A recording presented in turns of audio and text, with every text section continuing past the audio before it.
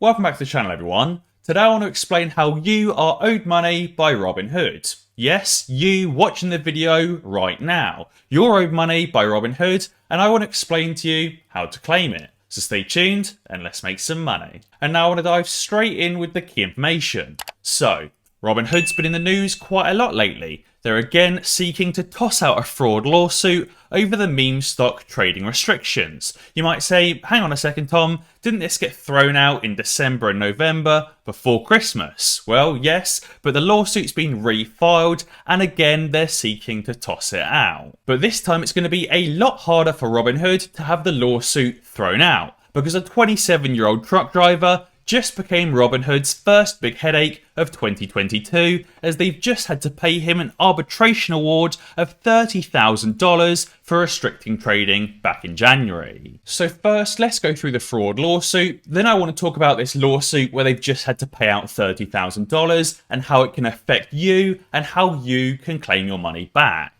So Robinhood Markets has again asked a federal judge in Miami to dismiss a lawsuit alleging the retail broker engaged in fraud and market manipulation when it restricted trading in several meme stocks last year. So the motion was refiled on Friday, and Robinhood argued that the temporary limits were publicly announced and therefore not deceptive. Now I think this is a terrible argument. Just because I announced that I'm not paying any tax this year doesn't mean I should get away with committing a crime and not paying my tax. Or just because I announced that I'm going to commit a murder doesn't mean I can get away with said murder just because I announced it and it wasn't deceptive. In its motion to dismiss the complaint, Robinhood said the investors do not have a plausible allegation that the brokerage stood to profit from lower share prices caused by the restrictions. Now, I personally think that's rubbish. Obviously, Robinhood stood to benefit from the restrictions. They didn't have to pay over the $3 billion demand from the DTCC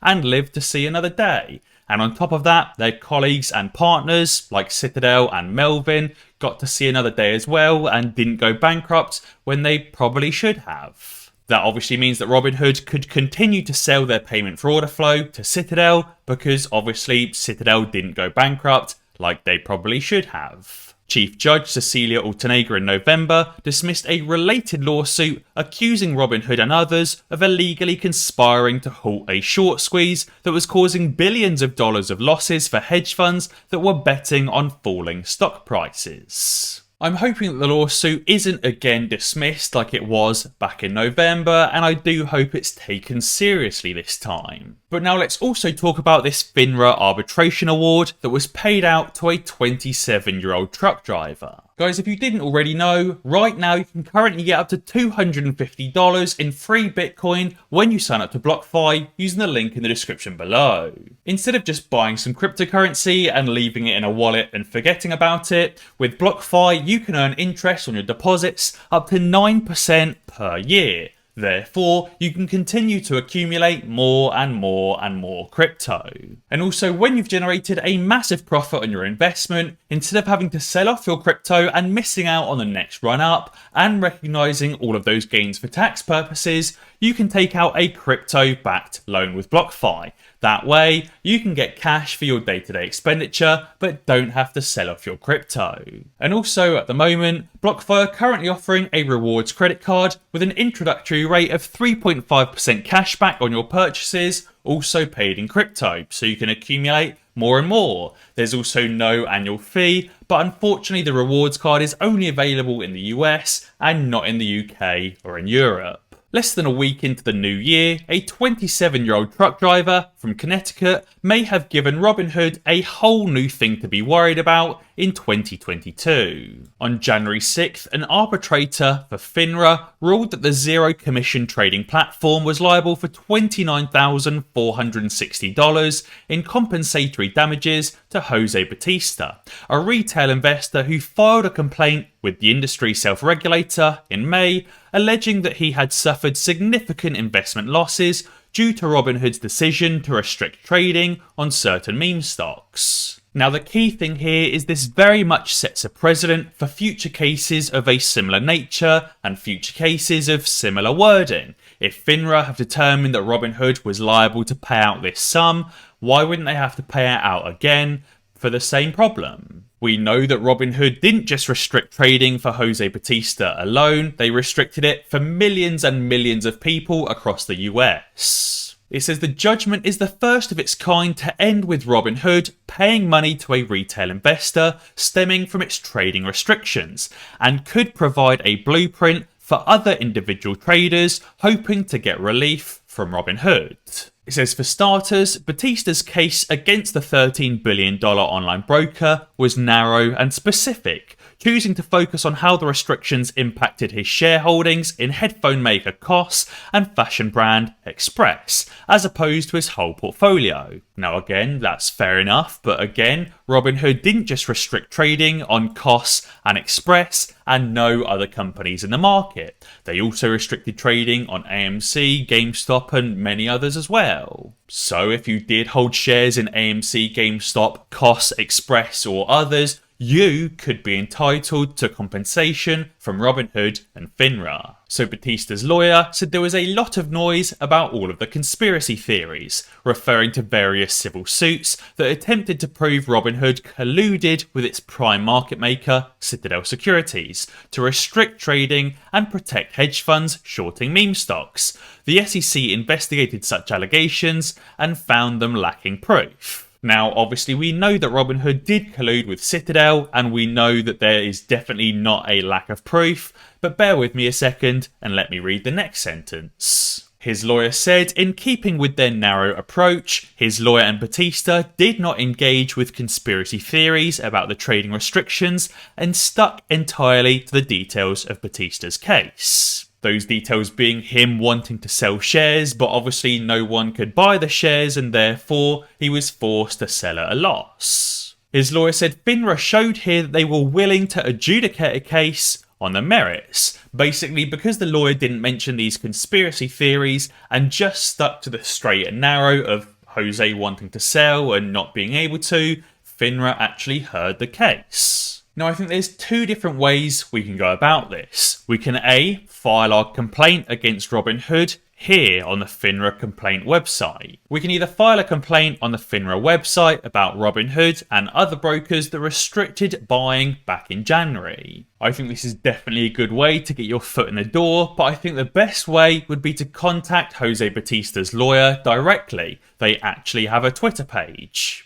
They recently tweeted saying, our law firm is proud to have represented the investor that secured the first win against Robinhood over its decision to restrict the trading of certain meme stocks back in January of 2021. They've said investors that were harmed should contact us to review their legal rights. And obviously I'll leave the link to their Twitter page down in the description below in case you want to visit and obviously message them and have them represent you. Now I also want to talk about the AMC Obv and give a bit of an update. Obviously over the last month or two we've seen the price of AMC decline from the $40 to $50 range all the way down to the $20 range. But interestingly, what we've also seen is that OBV stay incredibly strong that entire time. As you can see, the OBV has made multiple touches on this purple line here around the $60 level, basically showing that the OBV is in this kind of rising wedge pattern. Now I do think that as the volume starts to increase again for AMC, the OBV will break out of this rising wedge, causing the price of AMC to run to highs not seen before. As you can see at the top, it says the OBV line in orange must cross the purple bar to confirm the start of the next leg up, or peak, or even the mother of all short squeezes. This kind of purple box here is the highest that the OBV has been here back in June and July.